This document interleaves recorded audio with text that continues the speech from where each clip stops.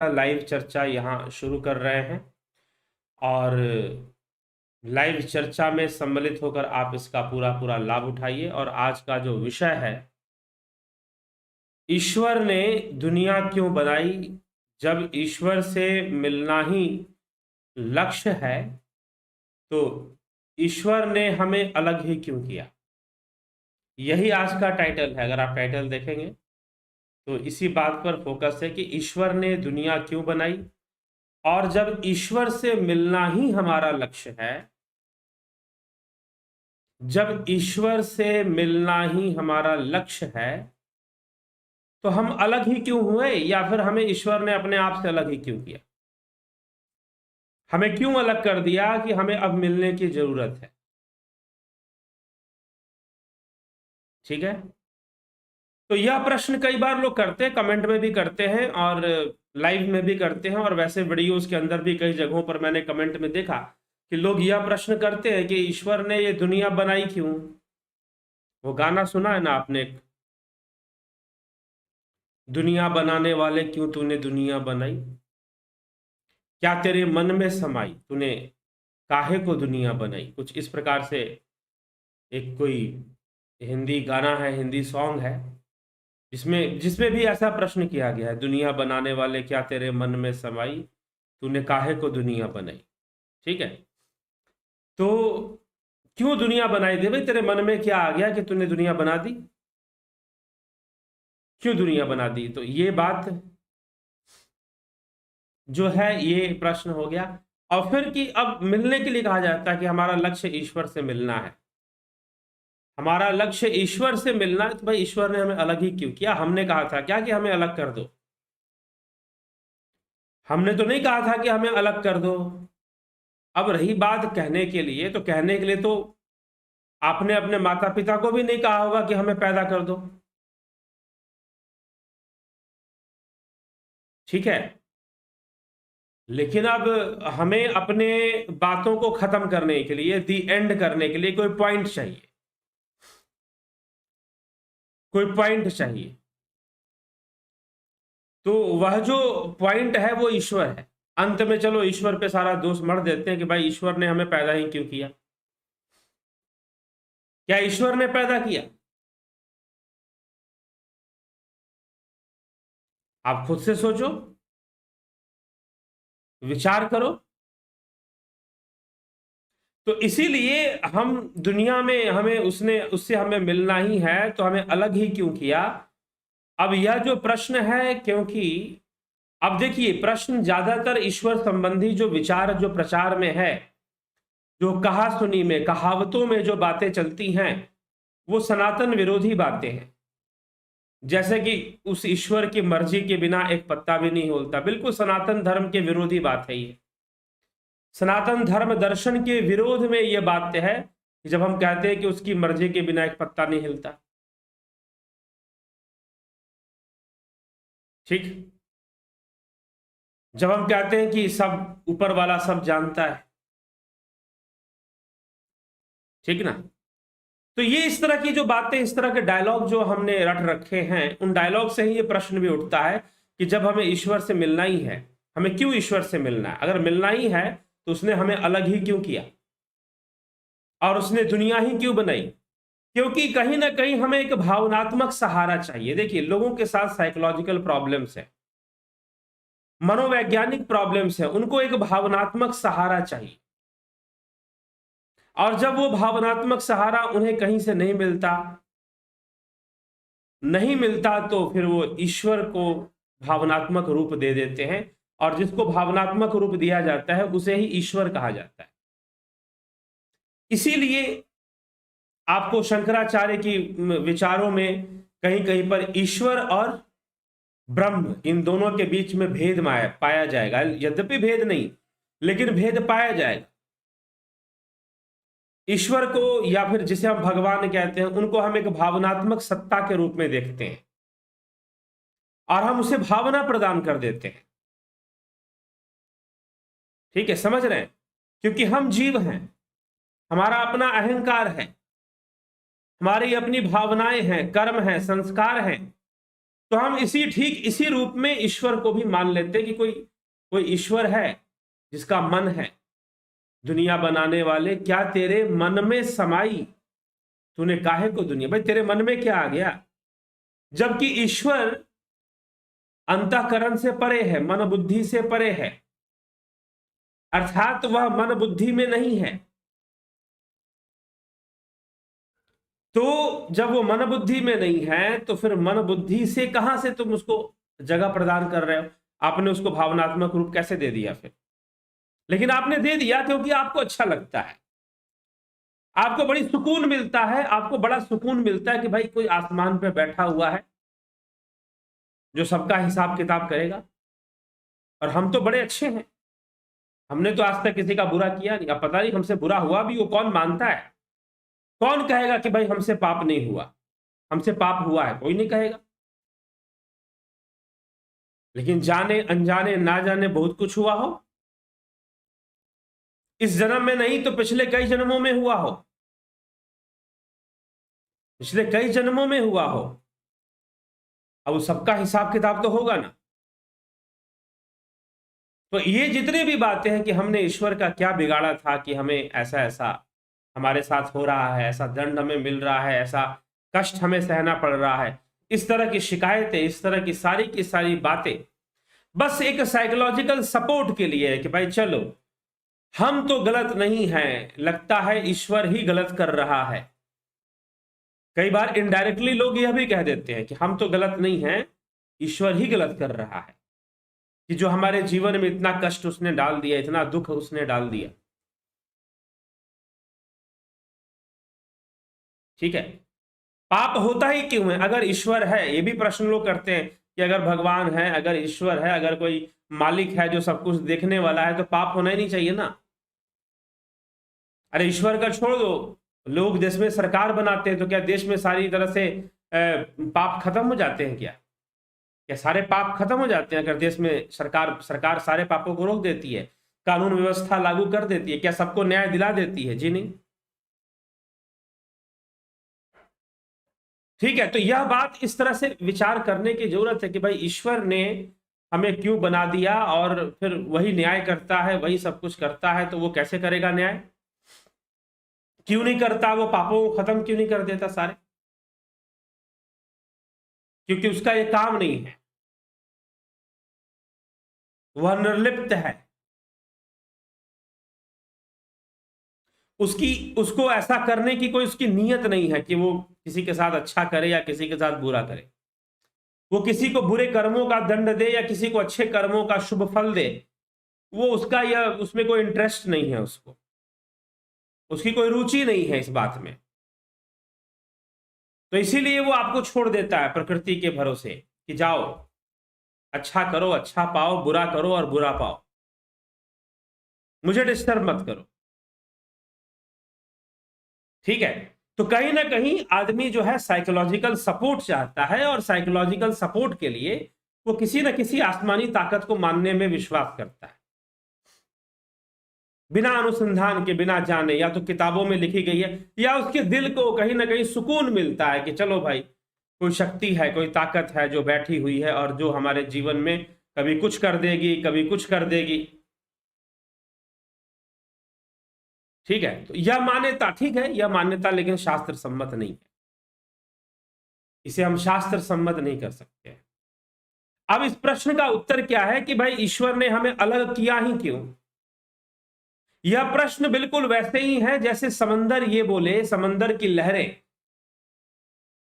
समंदर में ऊंची ऊंची लहरें उठती हैं किनारे पर, समुद्र तट पर, पूर्वी तट पर आप चले जाएं या पश्चिमी तट पर भी जाएं तो समुद्र में लहरें उठती हैं, वेव्स आती हैं। अब एक लहर बोले कि भाई मुझे जब दोबारा वापस लौटकर समुद्र में ही मिलना है, तो समंदर ने मुझे अलग किया है क्यों? समंदर की एक लहर उठती है, ऊंची उड़ान भरती है, बस उसके अंदर एक जोश, उत्साह कि मैं आगे बढ़ूंगी और फिर फैल जाऊंगी। ठीक है, फैलने का उत्साह, अपने विस्तार का उत्साह है लहर के अंदर, लेकिन वो कभी अपने जड़ को नहीं देखती है लहर, कि भाई मैं तो समुंदर से जुड़ी हुई हूं, मैं समुंदर से कभी अलग थी ही नहीं। लेकिन उसके मन में ये विचार आ गया, समुंदर की एक लहर ने ये सोच लिया कि मैं तो अलग हो गई हूं और मेरा अपना अस्तित्व, अलग अस्तित्व है, मेरी अपनी एक अलग पहचान है, दुनिया मुझे देखने आती है समुद्र के किनारे, मेरी अपनी एक अलग पहचान है। और वो लहर उठती हुई, बहुत ऊंची ऊंची लहरें उठती हैं, उछाले मारती हुई समुद्र तट तक पहुंचती हैं, और फिर ऐसा लगता है जैसे किसी शक्ति ने उन्हें पीछे खींच लिया, धरती से टकराती हैं और वहां से भी चोट खाकर जैसे कोई उनको पीछे की ओर खींच रहा है। कभी आप समुद्र के तट पर जाइए, लहरें उछलती हुई आती हैं और बड़ी तेजी से वापस लौटती हैं, बड़ी तीव्रता से वह वापस लौट जाती है समुद्र में। नीचे नीचे, ऊपर ऊपर तो आते हुए लहरें दिखाई देती हैं, लेकिन अंदर ही अंदर समुद्र का पानी जो है बाहर की ओर, मतलब कि ऊपर से आ रहा होता है तो नीचे से जा रहा होता है, ऐसी स्थिति में होता है। वो सारी की सारी समंदर गिरकर जो है फिर से समंदर, लहर जो है समंदर में ही समा जाती है, कभी उससे अलग नहीं हो पाती। लेकिन कुछ देर के लिए उसका भ्रम होता है कि मैं अलग हूं, मैं अलग हूं, उसका यह भ्रम है, उस लहर का यह भ्रम है कि मैं अलग हूं। स्वर्ण के आभूषण ये कहें कि मैं तो आभूषण हूं, आभूषण कुछ भी नहीं होता, वो तो स्वर्ण का ही एक रूप है, उसकी नक्काशी कर दो, एक नया सुंदर सा आकार दे दो, बस हो गया, लेकिन है तो सोना ही। वो कहे कि नहीं, मेरा तो सोने से अलग पहचान है। जी नहीं, तुम्हारी सारी पहचान ही सोना है, तुम सोना ही नहीं होते तो आभूषण भी नहीं होते। अगर तुम सोना नहीं होते, अगर तुम चांदी नहीं होते, तो तुम आभूषण भी तो नहीं होते फिर। क्या स्टील और लोहे के आभूषण पहनते हैं लोग? बहुत कम, दिखावे में आजकल डुप्लीकेट चलते हैं, वो एक अलग बात है, लेकिन स्टील और लोहे के आभूषण कौन पहनता है? सोने के पहनते हैं लोग, चांदी के पहनते हैं लोग। तो अगर तुम सोना ना होते तो तुम आभूषण भी नहीं होते, तुम्हारा आभूषण बनना संभव नहीं था अगर तुम सोना नहीं होते।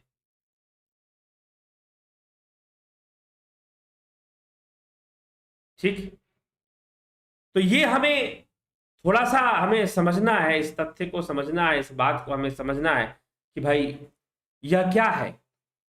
ईश्वर ने दुनिया बनाई, क्या सही में बनाई? पहली बात तो ये। और उसने हमसे अलग, जब मिलना ही था तो अलग ही कर दिया, उसने अलग किया ही नहीं कभी।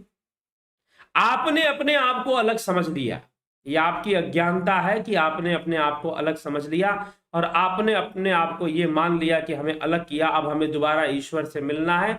जी नहीं, कोई मिलने की जरूरत नहीं है, आप तो ईश्वर में ही हैं, आपकी अवस्था ब्रह्म में ही है, परंतु अज्ञानतावश, इंद्रियों के वशीभूत कह लीजिए और इसको माया के वशीभूत कह लीजिए, आपको ऐसा लगता है कि आप ईश्वर से अलग हैं।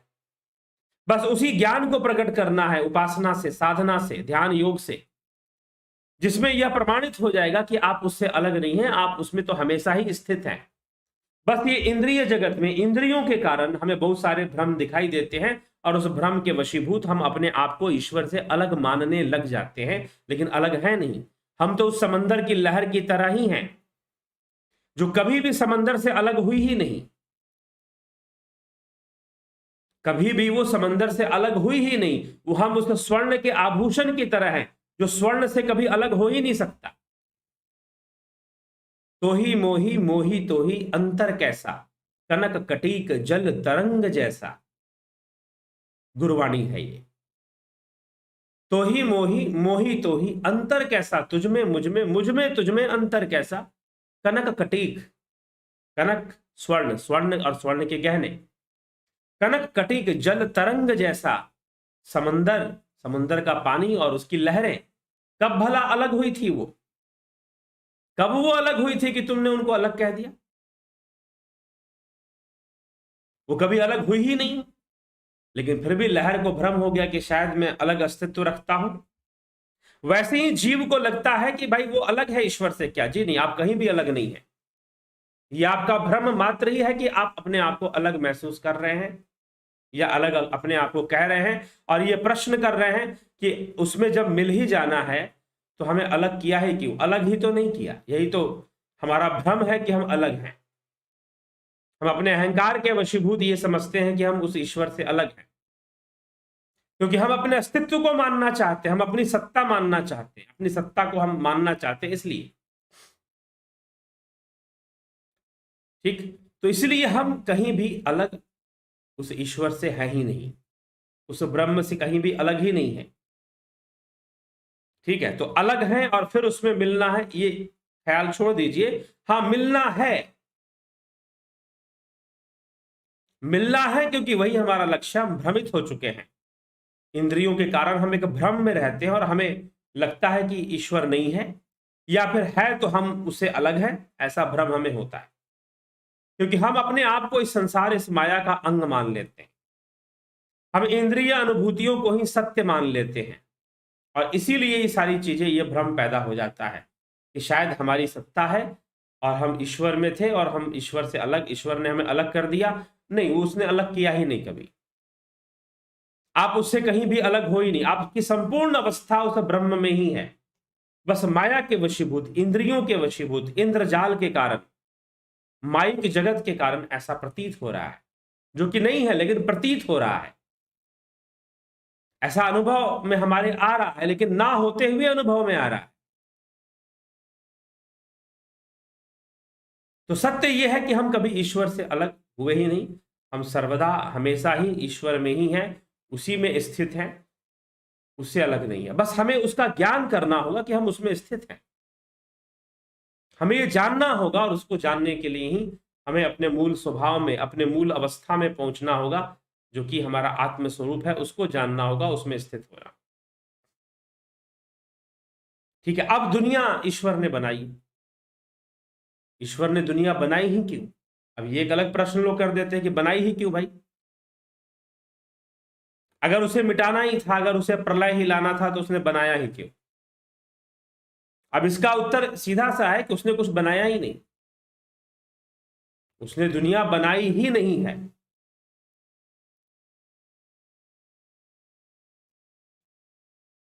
ठीक है, तो क्या दुनिया ऐसी ही बन गई? जी नहीं, उसकी शक्ति है इसमें, लेकिन उसने नहीं बनाई। यह तो स्वभाव वश ही है, स्वभाव वश ही है। तो नवम अध्याय श्रीमद् भगवद गीता, श्री कृष्ण क्या कहते हैं?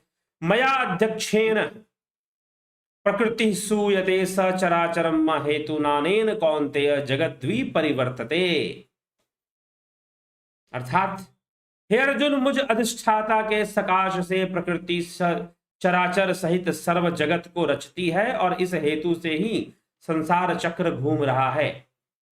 मेरे सकाश से प्रकृति चराचर जगत को रचती है। अब प्रकृति कौन है? इंजीनियर है, कोई डॉक्टर है, कोई साइंटिस्ट है, कोई क्रिएटर है, कोई क्या है जिसने क्रिएट कर दिया है? ये प्रकृति कौन सी चीज है भाई? और ये सकाश, जैसे सकाश कहने का, मेरे सकाश से रचना कौन करता है? सकाश किसका है? सकाश ब्रह्म का है, लेकिन रचना कौन करता है? प्रकृति करती है, प्रकृति रचना करती है। लेकिन मेरे सकाश से, अब यहां सकाश को समझिएगा, सकाश क्या चीज है? कई बार लोग कहते हैं कि नहीं भाई, भगवान तो कह रहे हैं कि मेरी अध्यक्षता में सब होता है, तो उनकी अध्यक्षता में उनके सकाश से होता है। तो यहां पर श्री कृष्ण कह रहे हैं प्रकृति सूयते सचराचरम हेतु नानेन कौन्तेय जगद्विवर्तते, कि मेरी अध्यक्षता में ही यह प्रकृति जो है सचराचर जगत को रचती है, मेरे सकाश से प्रकृति चराचर जगत को रचती है, और इसी से संसार चक्र घूम रहा है, इसी से संसार चक्र घूम रहा है। तो मेरे सकाश से प्रकृति रचती है, मतलब रचते नहीं है वो, लेकिन अपना सकाश प्रदान करते हैं। अब ये सकाश प्रदान करना कि भाई, अब किसी से मेरी चर्चा चल रही थी अभी कुछ दिन पहले, मैंने उनसे कहा कि ईश्वर ने कुछ किया ही नहीं, ईश्वर ने कुछ बनाया नहीं, वो पूर्ण रूप से अकर्ता है। उन्होंने कहा कि नहीं नहीं, वो संयोग करता है, उसके संयोग से ही सब कुछ होता है। तो संयोग करने का क्या तात्पर्य है? संयोग करता होना ही तो अकर्तापन है उसका। ठीक है, अब मान लीजिए कि बिजली है, बिजली से पंखा घूम रहा है और हवा मिल रहा है। अब बिजली से पंखा घूम रहा है, हवा मिल रहा है, तो क्या बिजली हवा दे रही है? क्या बिजली पंखे को घुमा रही है?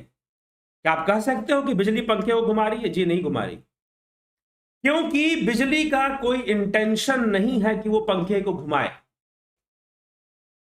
बिजली के अंदर एक स्वभाव है कि जब वो बिजली तार से दौड़ती है, किसी भी मेटालिक बॉडी से दौड़ती है, कंडक्टर से जब वो क्रॉस करती है,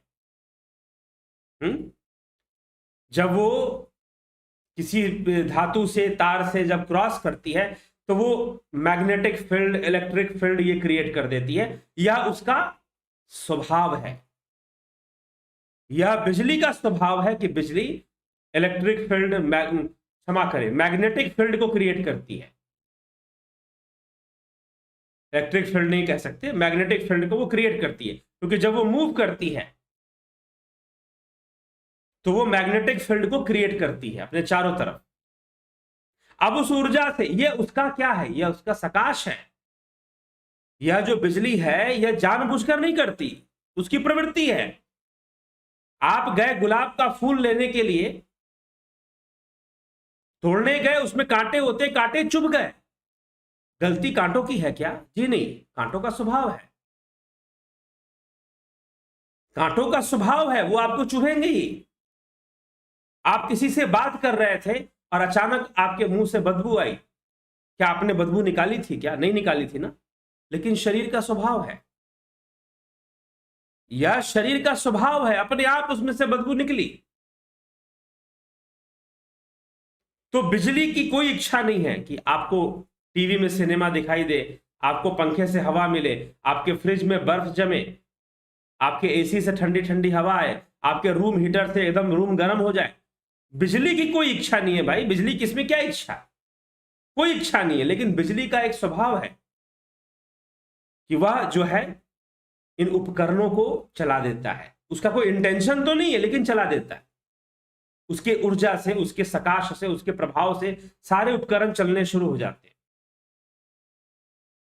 तो वही श्री कृष्ण भगवान यहां पर कह रहे हैं कि अध्याक्षेण प्रकृति सूयते सचराचरम हेतुनानेन कौन्तेय जगद्वी प्रतते, कि परिवर्तते। हे अर्जुन, मुझ अधिष्ठाता के सकाश से प्रकृति, चराचर, सर्व जगत को प्रकृति सूयते, सूयते मतलब रचती है, सृष्टि करती है। मैं सृष्टि करता हूं ऐसा दावा नहीं कर रहे, मेरे सकाश, हाँ मेरा सकाश है। जैसे बिजली की ऊर्जा पंखे में है, लेकिन बिजली का कोई इंटेंशन नहीं है कि वो पंखे को घुमाए या चलाए। वैसे ही ईश्वर का सकाश है, जिससे कि जीव की सृष्टि हो रही है, जिससे कि जीव अस्तित्व में आते हैं और यह प्रकृति त्रिगुणी माया काम करती है। उसका सकाश है, वो अपना सबको सकाश देता है। अब सकाश को लेने वाला जो भी जीव हो सकता है कि वो पाप करे और पुण्य करे। अब वो पाप कर रहा है तो तमोगुण रजोगुण के कारण पाप करेगा, पुण्य कर रहा है तो सतोगुण और सतोगुण से मिलकर रजोगुण के कारण वो बड़े बड़े पुण्य कर्म भी करेगा, वह बड़े बड़े पुण्य कर्म भी फिर करेगा।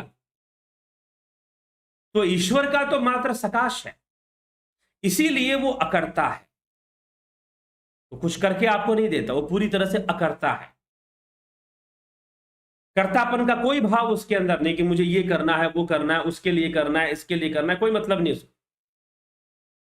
वो तो बस प्रकृति को अपना सकाश प्रदान करता है और सारी रचना प्रकृति के 3 गुणों से। अब क्या, अब एक और बात है कि चलो ईश्वर का तो कोई इंटेंशन नहीं है, वो इंटेंशनलेस है, अनइंटेंशनल है। तो क्या जो प्रकृति है ये इंटेंशनल है?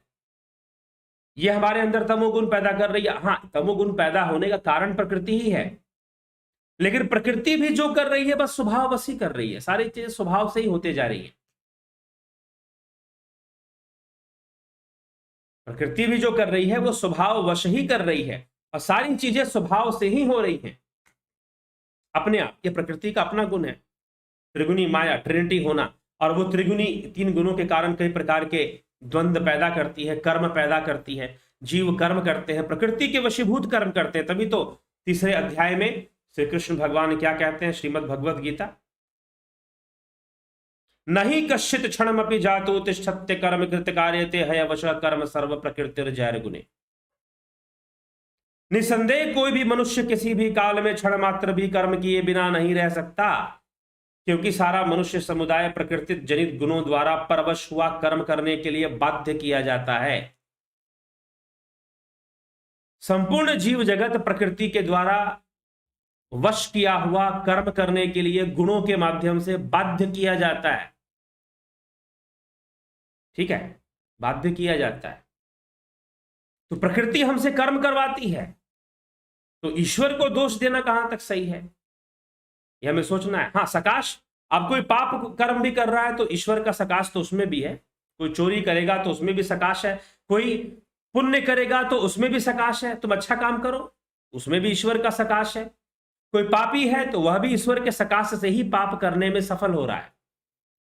कई पापियों को सफलता भी तो मिलती है ना, कि वो पाप कर कर भी बचे रहते हैं काफी दिन तक। यद्यपि प्रकृति किसी को छोड़ती नहीं है, कर्मों का फल तो सामने लाकर खड़ा कर ही देती है।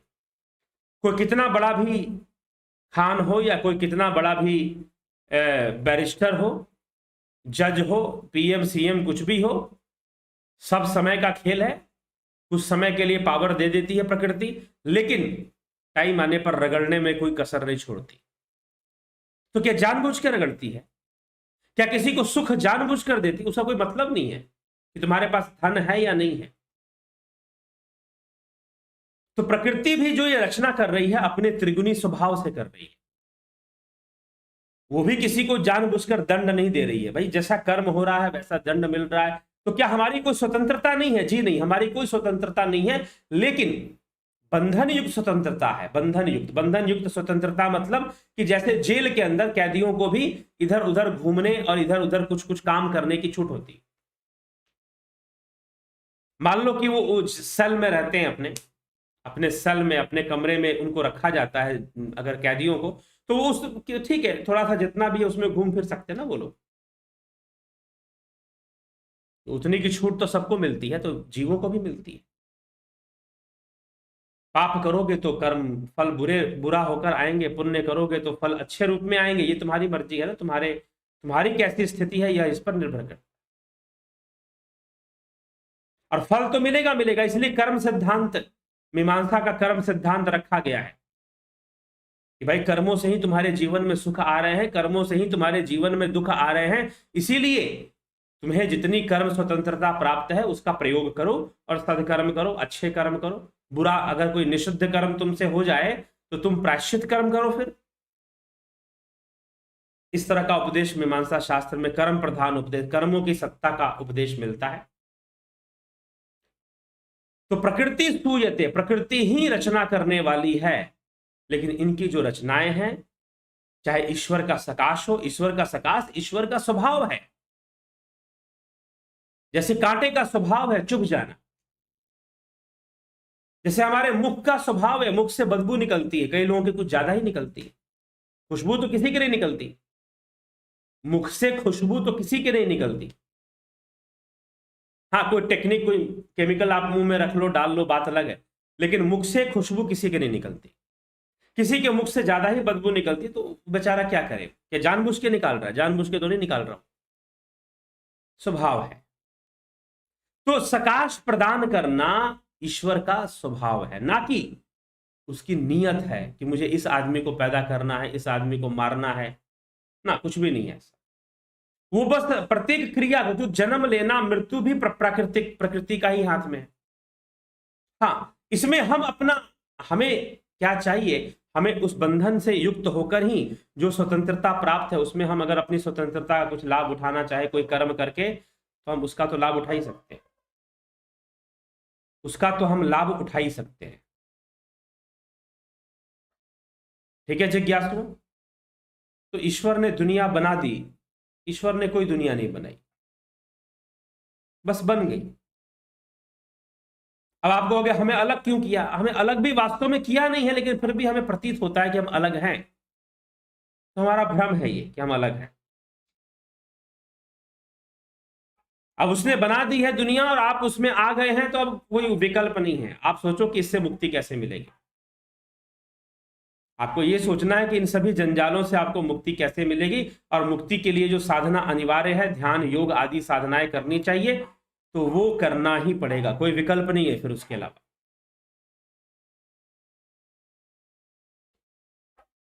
ठीक, तो ये समझ लीजिए कि ना उसने दुनिया बनाई, ना उसने अपने आप से अलग किया, लेकिन हम भ्रम में हैं इसलिए हमें लगता है कि कोई आसमानी ताकत है जिसने दुनिया बना दी, क्योंकि इसे ऐसा बोलने से हमें साइकोलॉजिकल सपोर्ट मिलता है।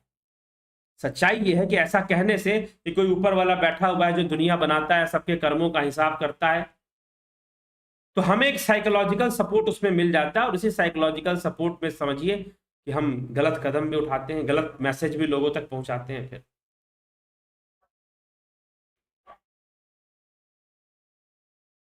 तो श्रीमद् भगवत गीता और हमारे जो शास्त्र हैं वो यही कहते हैं कि, क्या कहते हैं कि हम ईश्वर में लीन हैं, हम ईश्वर से अलग है ही नहीं, बस अज्ञानतावश हमें ऐसा महसूस हो रहा है, हमें लग रहा है कि हम उस ईश्वर से अलग हो गए हैं, लेकिन हम अलग हुए ही नहीं कभी।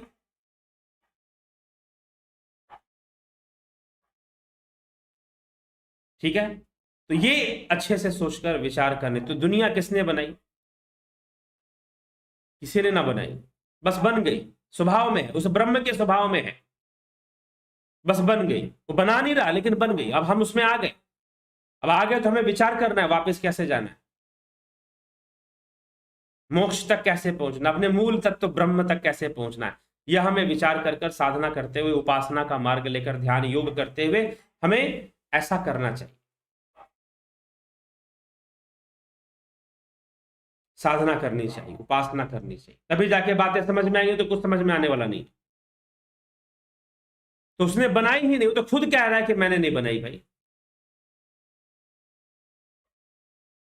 श्री कृष्ण यहां पर ब्रह्म का ही प्रतिनिधित्व कर रहे हैं और कह रहे हैं कि भाई मैंने तो दुनिया बनाई ही नहीं, क्यों मुझे गालियां देते हो?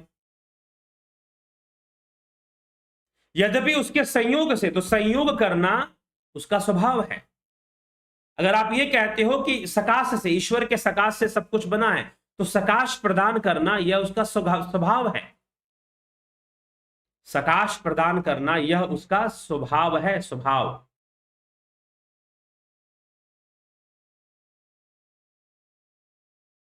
तो स्वभाव वसी सब कुछ हो रहा है। बिजली का स्वभाव है कि वो चारों तरफ अपना मैग्नेटिक फील्ड क्रिएट कर देती है, और फिर उससे ना जाने कितनी मशीनें चलती हैं, फिर कितने मोटर चलते हैं, कितने मशीनें चलती हैं, पंखा भी घूम रहा है वैसे ही।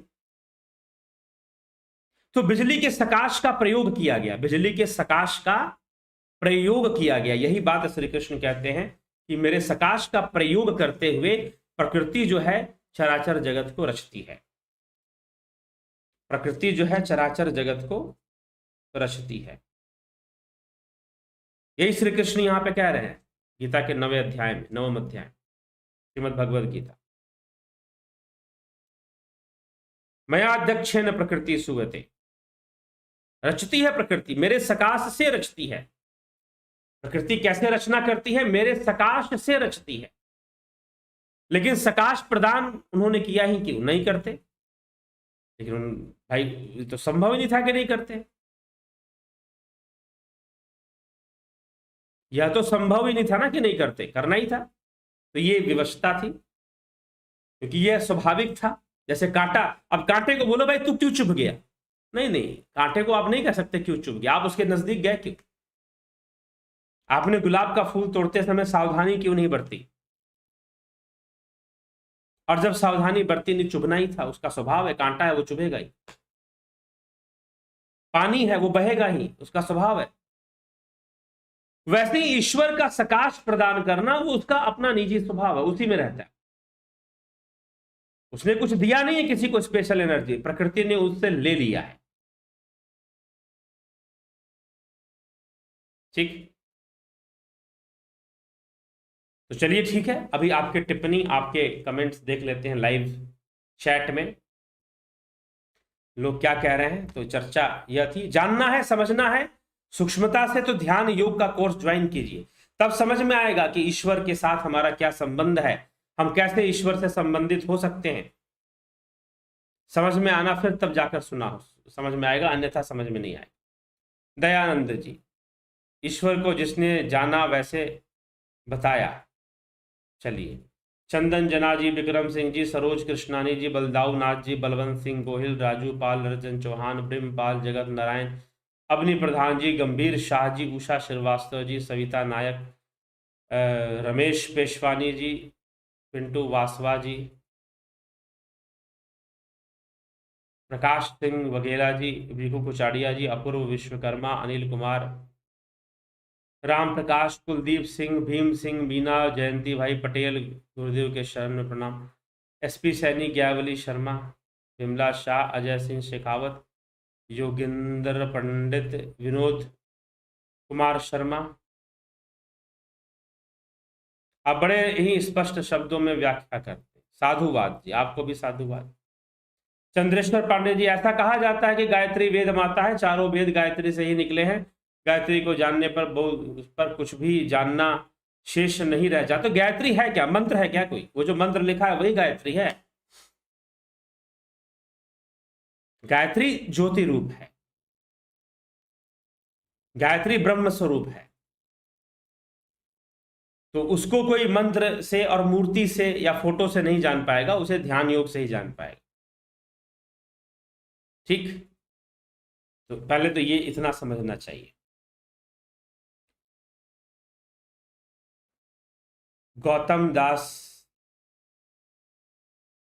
हरिओम तत्सत। गणेश पवार जी, गोपाल मंडल, राधे राधे। राम निवास मीना, जय श्री कृष्ण। सोमनाथ सिंधे, कमलेश खैरनर, तरनजीत सिंह जी,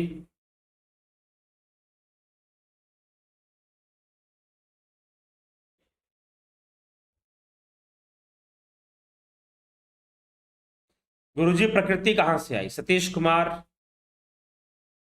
तो गुरुजी अगर ब्रह्म अकर्ता है तो कर्ता पुरुष कौन है?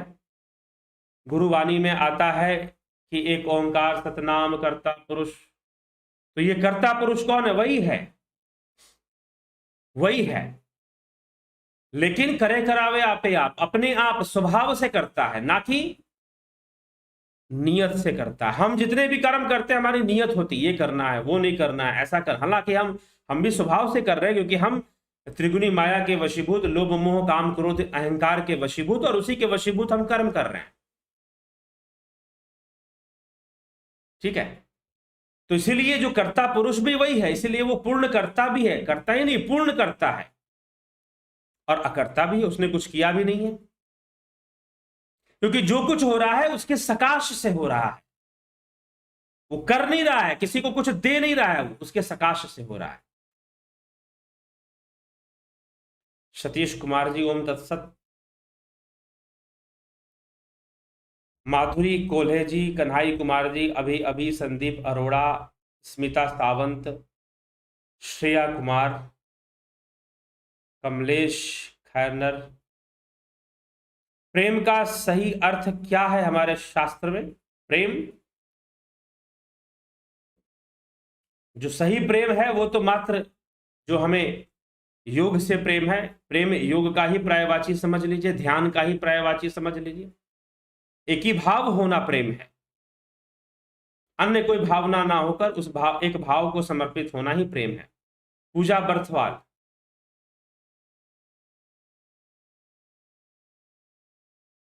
हम आ गए तो मतलब गुरुजी हम अलग है, ये कहाँ गया? इसको तो मना किया गया। सब उसकी लीला है, उसकी लीला भी नहीं है कुछ, सब उसके सकाश से होए जा रहा।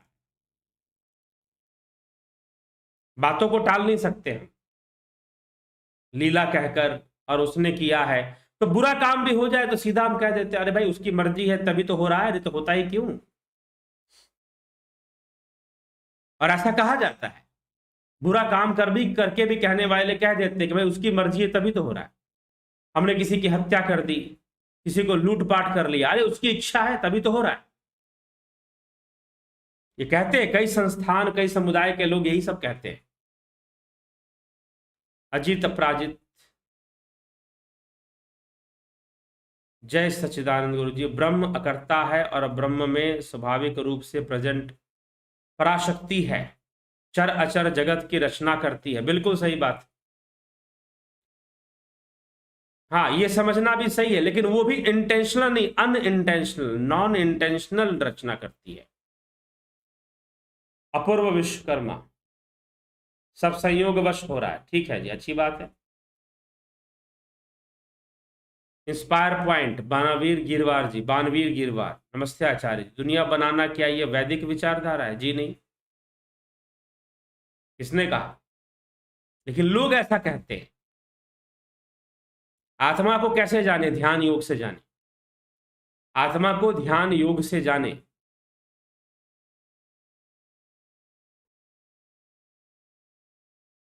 पूजा बरतौल, हम कौन है गुरुजी जो आ गए और खंड खंड में अलग अलग कैसे हुए? और प्लीज बताएं। जीव स्वतंत्र बिल्कुल भी नहीं है, क्योंकि सब हो रहा है, उसी में डूब रहा है। काम क्रोध सब वासी स्वतंत्र नहीं है, लेकिन थोड़ी सी उसको छूट जैसी स्थिति होती है, जबकि वो भी छूट तो नहीं है, लेकिन उसको थोड़ी सी छूट जैसी स्थिति होती है। एसपी सैनी जी, चर्चा का समय भी निश्चित हो तो अच्छा रहेगा, अप्रोक्सीमेट 30-40 मिनट, बिकॉज रिपीट सुनने में वीडियो ज़्यादा बड़ी हो जाती है। चर्चा तो देखिए चलती है, जब लाइव सेशन चलता है तो वो कम से कम 1 घंटे तक चलता है, उससे ज़्यादा हो ऐसा कोशिश नहीं, कभी कभी ज़्यादा होता है। ठीक है, और ये भी कम है, ऐसे भी चैनल है जिनका लाइव सेशन 2-2, 3-3 घंटे तक चलता रहता है, 4-4 घंटे, 5-5 घंटे तक भी चलाने वाले लोग हैं लाइव को। हाँ, राजनीतिक चर्चाओं में ऐसे लोग हैं। तो चलिए, आपके प्रश्न, आपकी चर्चा, और उस पर जो है ये सारी बातें होती हैं, तोड़कर सुने, एक बार में आधा सुने, बाकी बाद में सुने। अगर लंबी हो जाती है तो ये तो कोशिश होता है कि 50 मिनट के अंदर अंदर समेट दिया जाए। कर्म की प्रधानता से अत्याचार हो रहे, कर्म की प्रधानता से तो पुण्य भी हो रहे हैं, फिर लोग दंड भी भोग रहे हैं, जो अत्याचार कर रहे हैं, पाप कर रहे हैं, उसका भोग भी रहे हैं। तो ये आज की चर्चा, ईश्वर ने दुनिया क्यों बनाई, और हमें जब उससे मिलना ही था तो हम उससे अलग क्यों हो गए। ठीक है, तो इसी विषय को समझने के लिए आज की चर्चा। लोग प्रश्न करते रहते हैं, छोटे मोटे प्रश्न हैं जो कमेंट में लोग पूछते रहते हैं, कमेंट में नहीं तो लाइव कमेंट में भी, लाइव चर्चा में भी पूछ देते हैं। तो उसी को लेकर आज इस विषय पर चर्चा किया गया, आज इस विषय पर विचार रखे गए। आगे भी ऐसे कई विषय हैं जिन पर जो लोग पूछते हैं और जो बड़ा ही फेमस टॉपिक होते हैं, लोगों के मुख से हमेशा सुनाई देने को मिलता है। तो ये समझकर हमें चलना चाहिए। तो चलिए, इसी के साथ आज के मैं विचारों को यहाँ विराम दूंगा। कल फिर 9 बजे हम कोई एक विचार लेकर, एक विषय लेकर उपस्थित होंगे और उस पर भी विचार विमर्श करेंगे, चर्चा करेंगे। ठीक है, चलिए, बहुत बहुत आभार आप सभी का। ध्यान योग का कोर्स जो लोग ज्वाइन करना चाहते हैं वो जल्द से जल्द ज्वाइन करें। कुछ लोगों ने ज्वाइन कर लिया है, आप भी ज्वाइन कीजिए और इसका पूरा पूरा लाभ उठाइए। तो इसी के साथ विराम देते हैं। आभार सभी का।